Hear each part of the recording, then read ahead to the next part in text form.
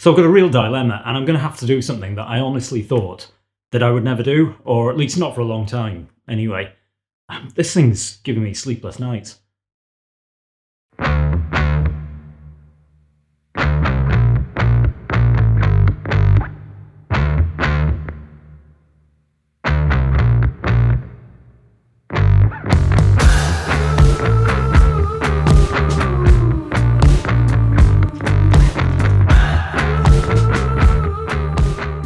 So if you're new to the channel, welcome. My name's Simon and I mostly talk about watches. And if you've been following the channel up till now, then you'll probably know that I'm a bit of a Tudor fanboy. And since starting this channel just over a year ago, actually a year, 3 weeks and 2 days ago to be precise, I've managed to add 3 Tudors to my collection. But I'm currently faced with a bit of a dilemma because one of them is going to have to go. And if you stick around to the end of this video, I'll explain why. So my first Tudor was the Black Bay Chronograph S&G, which is short for steel and gold. Now I got this because I fell down a bit of a Rolex Daytona rabbit hole about a year ago after having had the opportunity to get hands-on with a Daytona in Everose. I knew that a Daytona was going to be out of reach for the foreseeable future.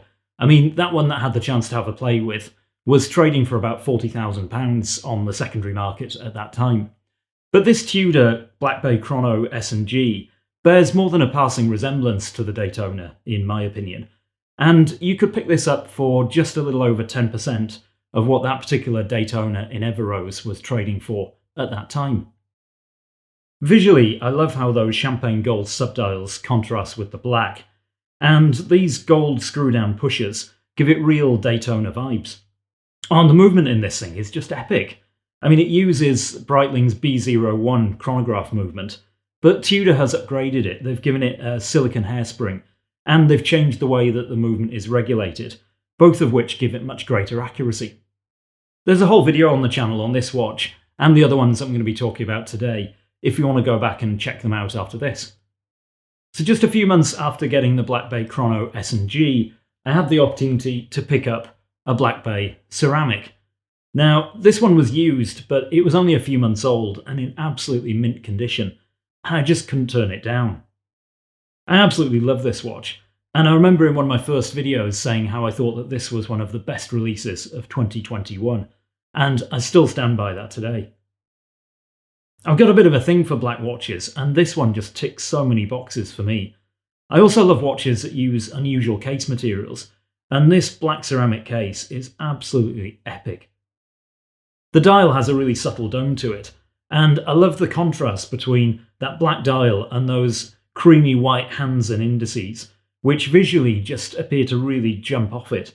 It gives it a really three-dimensional effect. And not only is this watch a COSC-certified chronometer, but it's also METAS certified too. And it's the only watch to be METAS certified that isn't an Omega.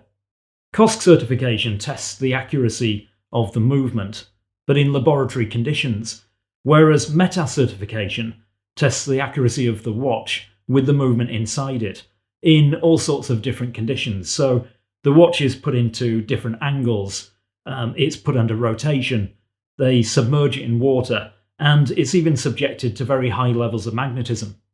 To me, this is like Tudor saying to Omega, hey, METAS isn't your USP, because we can do it too. Even though this watch was launched almost 2 years ago, it still remains one of the most difficult Tudor models to come by.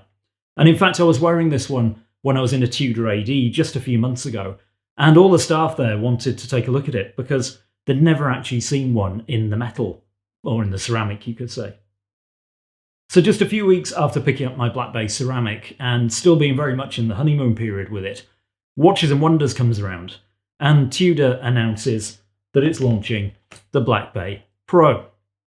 Now, if you've seen my reaction video to this watch, you'll know that from seeing the initial images and renders of it, I was a little bit lukewarm. I wasn't really blown away by this one. But it was amazing because after seeing more images, seeing some of the reviews, within the space of probably 3 or 4 days, this one really, really grew on me, and I knew that it was one I was going to have to add to the collection. It's clearly inspired by the Rolex Explorer 2 reference 1655, the Steve McQueen as it's known from the 1970s, even though Steve McQueen never actually wore one. But whereas with something like the Black Bay 58, which I think is very much designed to look like a vintage watch, like a vintage sub, the thing I love about this one is that although the inspiration is coming from the 1655, I think this is a very modern interpretation of it. Take the indices, for example, which are made from solid blocks of loom. I mean, that's really innovative, and Tudor have actually carried that through now to the new Pelagos 39 as well. Now, I know many people complain about the thickness of this watch, and at 14.6mm, it's definitely not what you would call slim. But to me at least, when it's on the wrist, it never really feels thick or bulky. Now, I guess if you're someone who wears shirts and jackets every day, then that thickness could be more of an issue. But this is based on a watch that was designed for explorers, and it's what some people might refer to as a sports watch. I mean, it's certainly not a dress watch, that's for sure. And I don't know of too many sports that are played in business attire. So those are the 3 Tudors that I own, and I love them all for different reasons. But sadly, I'm going to have to let one of them go to release some funds. It's actually a really difficult decision, and I've actually been wondering whether it might just be easier to sell one of the children. But before you start feeling sorry for me and my first world problems, and starting a GoFundMe campaign, it's not all bad news. You see, just over a month ago, I had the opportunity to pick up something of a grail watch. It was something that I aspired to, but thought it could be a very long time before I would have the opportunity and the wherewithal to actually add it to the collection. Of course, somehow I managed to scrape together the money for it, and I'm very pleased to say that that watch now proudly sits in my collection. But I had to raid all of my emergency funds, and I even had to borrow some money for it too, which I'm very keen to pay back. If you want to see the watch I'm talking about, then head over to my Instagram after watching this video, because in the last few weeks I couldn't resist posting a few pictures of it. But there will be a full video on that one coming to the channel very soon. But in the meantime, tell me in the comments which of my Tudors you would let go if you were in my position, and why. I'd be really interested to hear your views. I also wanted to take this opportunity to wish you a very happy new year. If you've watched some of my other videos, if you've already subscribed to the channel, then thank you for all your support in 2022. I can't wait for 2023. I've been speaking to some brands over recent weeks and have lined up some fantastic content opportunities, and they've agreed to give me access to some of their people, to their facilities, and of course, their newest models.